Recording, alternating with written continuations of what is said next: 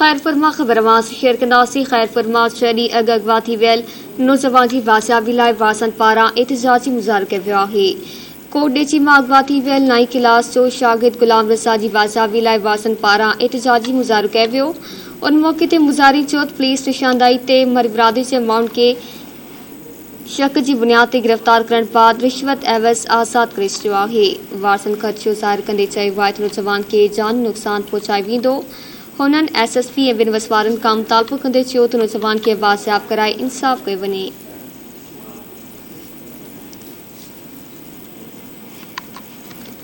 खैरपुर मां 6 ॾींहं अॻु अगवा थी वियल नौजवान जी वासियाबी लाइ वारसनि पारां एहतजाजी मुज़ाहिरो कयो वियो आहे। कोडेची मां अगवा थी वियल 9वीं क्लास जो शागिर्द गुलाम रसा जी वासियाबी लाइ वारसनि पारां एहतजाजी मुज़ाहिरो कयो वियो आहे। उन मौके ते मुज़ाहिरीन चयो त पुलिस निशानदाही ते मर बिरादरी जे माण्हुनि खे शक की बुनियाद ते गिरफ्तार करण बाद रिश्वत एवज़ आज़ाद करे छॾियो आहे। वारसनि ख़दशो ज़ाहिर कंदे चयो आहे त नौजवान खे जानी नुक़सान पहुचायो वेंदो।